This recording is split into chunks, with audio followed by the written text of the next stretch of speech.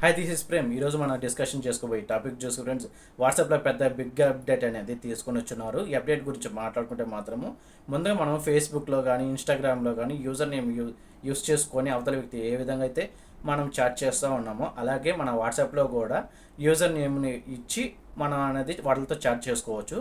దీనివల్ల ఏంటంటే అవతల వ్యక్తికి మన పర్సనల్ నెంబర్ ఇవ్వకుండానే మన యూజర్ నేమ్ ఇచ్చి వాళ్ళు మనతో చాట్ చేసేటట్టు చేసుకోవచ్చు. దీంట్లో కూడా మన సెక్యూరిటీ పరంగా అనేది ప్రొవైడ్ చేస్తున్నారు. అదేంటంటే వాళ్ళు మనతో చాట్ చేయాలంటే మనం పర్మిషన్ ఉంటేనే వాళ్ళు మనతో అనేది చాట్ చేస్తారు ఫ్రెండ్స్. ఇప్పుడు కొత్తగా వచ్చిన వాట్సాప్లో అప్డేట్ గురించి పూర్తిగా తెలుసుకోవాలనుకుంటే మనం వీడియోలో ఎక్స్ప్లెయిన్ చేస్తాను ఫుల్గా, ఎక్కడ కూడా స్కిప్ చేయకుండా చూడండి. అప్పుడే మీకు వీడియో అనేది ఫుల్గా అర్థమవుతుంది ఫ్రెండ్స్. దాని గురించి తెలుసుకోబోయే ముందు నేను ఎప్పుడు మీకు డైలీ రొటీన్గా చెప్పేది, ఈ వీడియో నచ్చినట్టయితే వెళ్ళి సబ్స్క్రైబ్ చేసుకొని, ఇంకా బాగా నచ్చినట్టయితే వెళ్ళి లైక్ చేసుకోండి. ఇంకా మీరు కొంతమంది షేర్ చేయాలనుకుంటే మీరు షేర్ చేయడం వల్ల ఏంటంటే నన్ను బాగా సపోర్ట్ చేసిన వాళ్ళు అవుతారు ఫ్రెండ్స్. ఇంకెందుకు ఆలస్యం, వీడియోలోకి వెళ్ళిపోతే ఓపెన్ చేసుకున్న తర్వాత పైన 3 డాట్స్ మీద క్లిక్ చేసుకొని సెట్టింగ్స్ని ఆన్ చేసుకోండి. ఆన్ చేసుకున్న తర్వాత అకౌంట్లోకి వెళ్ళండి. అకౌంట్లో వెళ్ళిన తర్వాత యూజర్ నేమ్ అని ఉంటుంది, ఆప్షన్ మీద క్లిక్ చేయండి.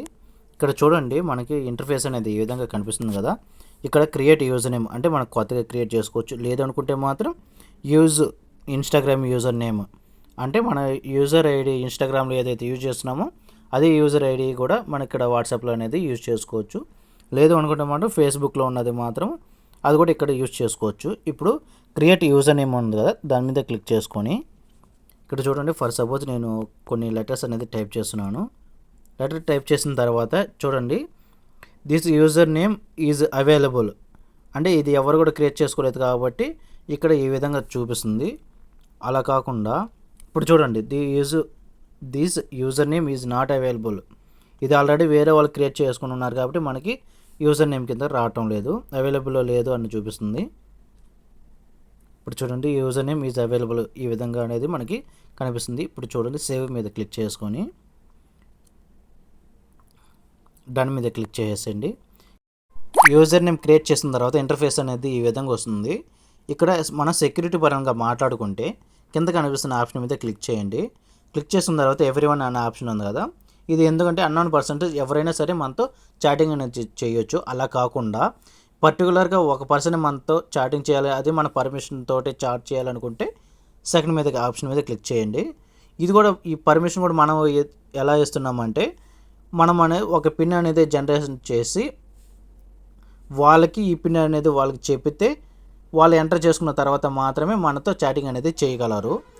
ఈ పిన్ కూడా ఏంటంటే చూడండి, గెట్ ఏ డిఫరెంట్ కీ, దీని మీద ట్యాప్ చేస్తే ఇంకో కీ అనేది జనరేట్ అవుతుంది. అలాంటప్పుడు మనం ఇంతకుముందు ఇచ్చినాం కదా పిన్ను, ఆ పిన్ అనేది ఎక్స్పైర్ అయిపోయేసి న్యూ పిన్ అనేది జనరేట్ అయ్యింది. ఇప్పుడు మన ఈ పిన్ అవతల వ్యక్తికి చెప్తే వాళ్ళు ఎంటర్ చేసుకున్న తర్వాత మాత్రమే మనతో చాటింగ్ అనేది చేయగలరు. ఈ ఆప్షన్ మాత్రం చాలా బాగుంది. ఎంతో సింపుల్గా మన ఫోన్ నెంబర్ ఇవ్వకుండా యూజర్ నేమ్ ఇచ్చి ఏ విధంగా చాట్ చేయాలనేది తెలుసుకున్నారు కదా. ఇలాంటి మోర్ ఇంట్రెస్టింగ్ వీడియోస్ కోసం please subscribe to my channel.